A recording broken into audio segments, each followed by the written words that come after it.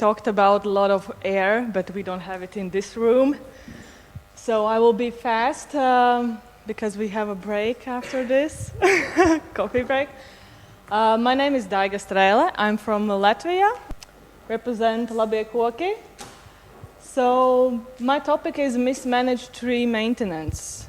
If we talk about mismanaged trees, most of you probably think about topped trees, like in this picture, something like this, some dramatic views. But it's not only mismanaged trees. We have a lot of different names for damaged trees. So we are mismanaged, lapsed, and mutilated trees, and then the possibilities how to manage them, that will be further on. So the mismanaged trees, it's not only topped, they can be over-pruned, they can be as well old cabling bracing systems which are not changed, and that kind of trees can be mismanaged. So these are the trees which are we dealing in the cities, most of you probably, which are arborists, practicals. This is everyday job actually for us. Lapsed trees, which hasn't been pruned.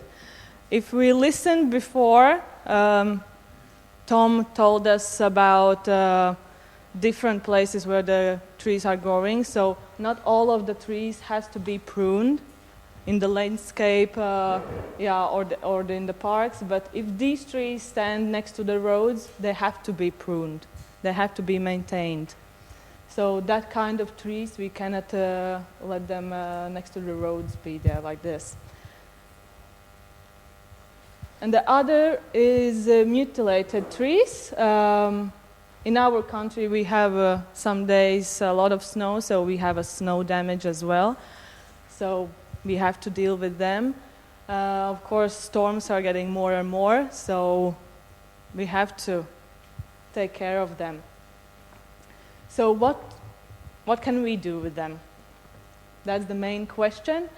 According to this standard, we would like to actually talk and we would like to see in our environment good quality trees and none of these damaged ones, but so far we have to deal with them. So we have, according to the standard, we have formative pruning, crown maintenance, and even veteran tree management. So we can raise the crown, clear the crown from the dense with the branches, and even prune them with a reduction, whole reduction or part of the crown reduction, or only the top, to have for longest possible the tree safe in our places. The other thing is crown shaping. This is one of the popular, I would say, for the mismanaged trees, that we are, like in the first picture, we have historically, mostly the willow trees are like this, that has been pruned and then, has been topped and then not pruned and for several years, and then they cut it down again. So most of the top trees, after a while, they are topping again and making some artificial shapes. And of course, if your imagination allows you, then you can make a topiaries from them, probably.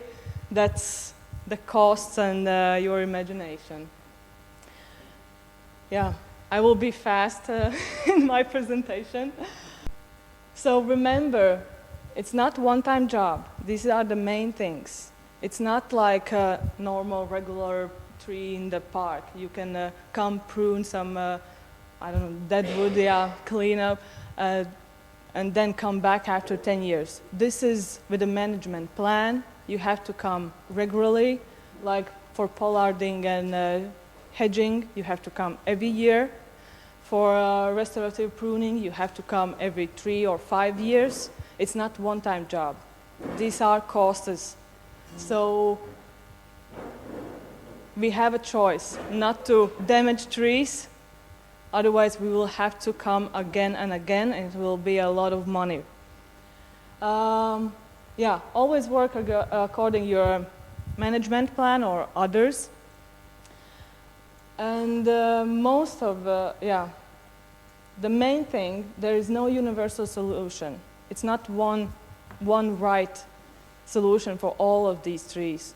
Every situation is different, every tree is different, every place is different, so there is a lot of combinations what to do, how to do with them. And of course, there is always another option: fell it and plant a new one, plant a better tree, the right tree in the right place that it can survive, and we don't need to cut it against some tops and choose the right tree in the right place. That was fast.